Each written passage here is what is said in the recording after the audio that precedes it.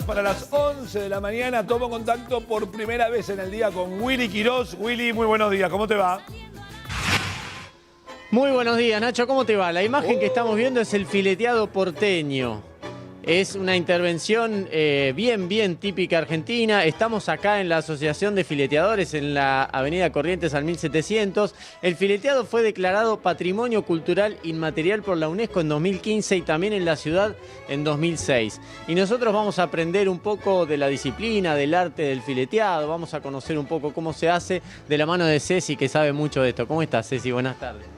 Hola. Buenos días, va. Buenos días, ¿cómo están? ¿Todo bien? ¿Vos? Muy bien.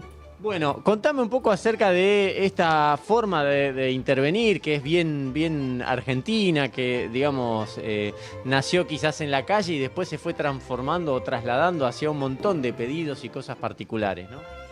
Sí, el fileteado es un arte popular que surge en Buenos Aires a fines del siglo XIX, principios del siglo XX. En realidad, la cuna del fileteado son los carros que transportaban las mercaderías por toda la ciudad. Por eso es tan común en lugares donde había mercado, como el Abasto, San Telmo, La Boca. Y bueno, después se va extendiendo, va pasando de soporte, se transporta al colectivo, después a los camiones cuando se prohíbe la tracción a sangre en Buenos Aires. Y en sí, digamos, se llama fileteado porteño, pero se expande a toda la Argentina. Hoy tenemos fileteadores y fileteadores en muchas provincias, así que podemos decir que es el fileteado argentino. Ahí está. Y contame un poco qué características tiene. Digo, ¿por qué se llama fileteado o qué tiene que tener para que se llame fileteado?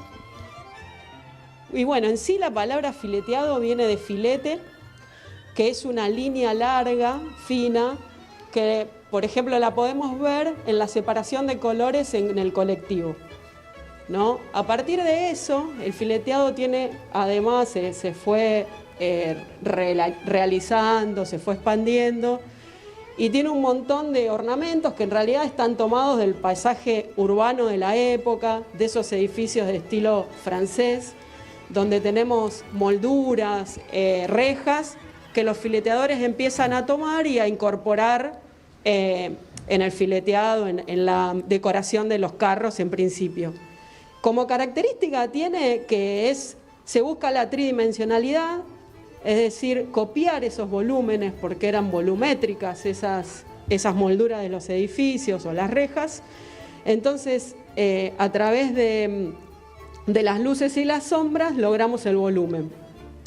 Otra característica importante es que los pinceles son pinceles de pelo largo, ¿sí? Entonces, en sí, los ornamentos se basan o se hacen a partir de los trazos que se genera con ese pincel.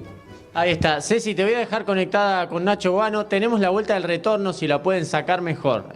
Así escuchamos mejor. Te dejo entonces con Nacho Guano, Ceci. Bueno. Ceci, ¿cómo te va? Buen día. Muchísimas gracias por atendernos. Justamente la primera pregunta que te iba a querer hacer era la de los pinceles. ¿Qué pinceles se usan? ¿Qué pinturas se usan?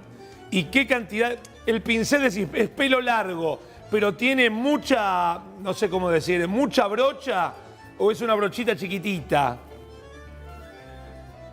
Bueno, los pinceles, mirá, también se hacen artesanalmente. En este momento hay un solo fabricante de pinceles que son los pinceles Carnevale, que es Pepe Carnevale, es la tercera generación de los que hacen pinceles y se hacen prácticamente manualmente. ¿Qué material? El pelo, digamos, la cerda, ¿es artificial, es natural? Mirá, en principio las cerdas son de pelo de animal, de pelo de oreja de vaca. Mirá.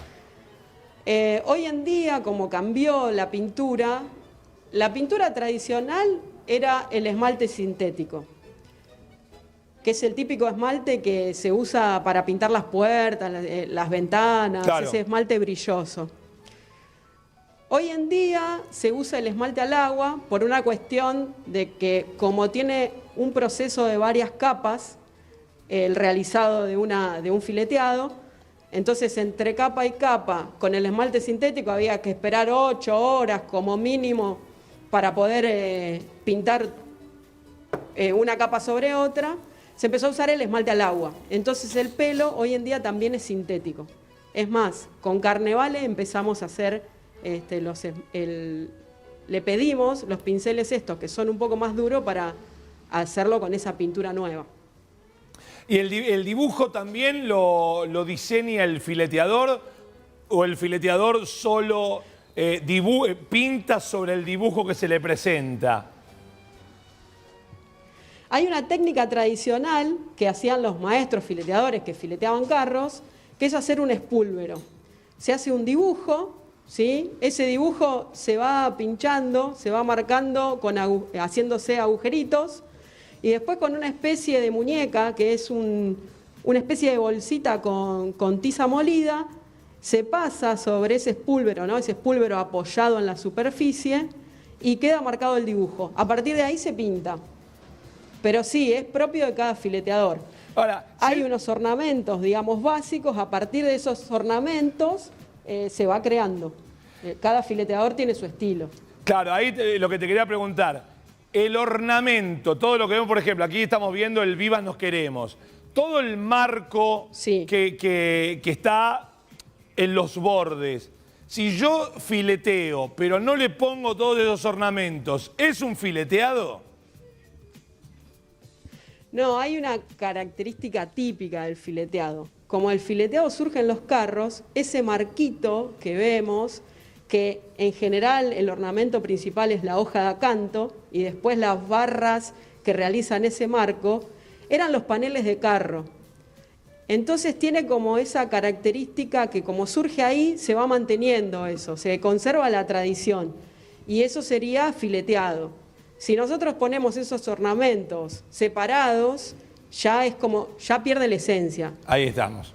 Ya no sería fileteado. Ceci, el fileteador o fileteadora, y en tu caso te pregunto, ¿pintás aparte de ser fileteadora? Si quisieras pintar un cuadro, o no sé, tal vez seas artista plástica y pintás, ¿tenés obras? ¿Podrías pintar tranquilamente? ¿Es una técnica que nada tiene que ver con la otra? Mirá, la mayoría de los fileteadores se dedica solo al fileteado. Ok. Antiguamente los fileteadores que fileteaban carros lo hacían como una forma de sobrevivir, porque por ahí eran artistas plásticos, aunque no todos, pero el fileteado tiene una mezcla de arte y oficio que te permite vivir de eso, ¿sí? Como por ahí es más difícil el tema de vender obra de arte.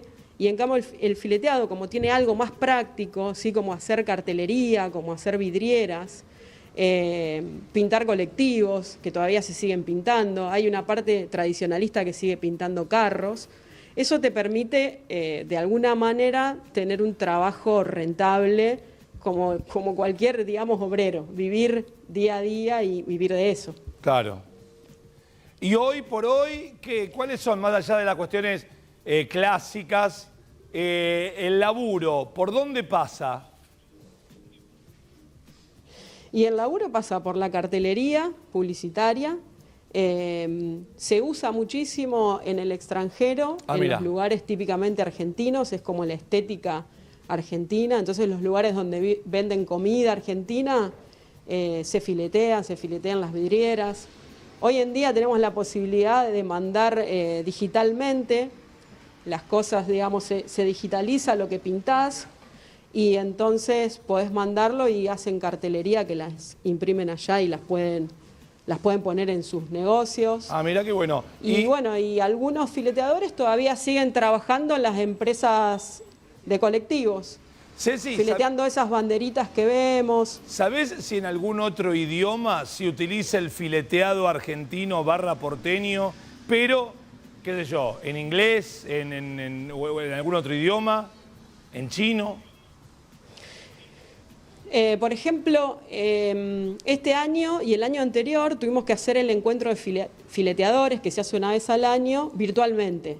Y a partir de ahí, como pudieron mandar obras, digamos, en foto, porque si no siempre es presencial, presentaron obras fileteadores de un montón de partes del mundo, de Estados Unidos, de Italia, de España.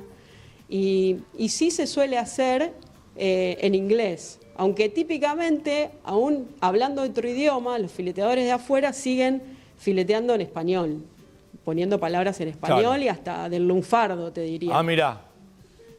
Bueno, Ceci, te tengo que decir feliz día entonces. Es también tu día en el día de hoy, ¿o no? Sí. En realidad es como el mes de septiembre es el mes del fileteador. El mes de septiembre. ¿Por qué? Porque el 14 de septiembre se hizo por primera vez una muestra en el año 70. Entonces el fileteado, que nació en la calle y siempre estuvo en la calle, pasó por primera vez a una galería de arte. Y ese día se conmemora como el Día del Fileteador. Mirá. ¿Alguna persona? Desde 1970. ¿Alguna persona de tu familia también se dedica al fileteado? ¿Sos la primera en la ¿cómo se llama? En la dinastía de tu familia? Sí, mirá, yo soy la primera, pero Mirá. en realidad, ahondando un poco de dónde venía, mi viejo está jubilado ahora, pero era chofer de colectivos, era colectivero. Mirá. Además, fanático del tango. Entonces, como el filete surge, digamos, es compañero íntimo del tango, nacen juntos, muchos discos del tango estaban fileteados, las tapas de los discos. Entonces, bueno, yo creo que a partir de ahí mi amor a Buenos Aires, que yo nací en la provincia de Buenos Aires, pero siempre amé Buenos Aires. Cecilia, te agradecemos enormemente tu tiempo, habernos atendido y contarnos todas estas historias. Felicidades para vos, para todas las fileteadoras y fileteadores de la Argentina en su mes. Muchísimas gracias, Ceci. Gracias, Willy. Bueno.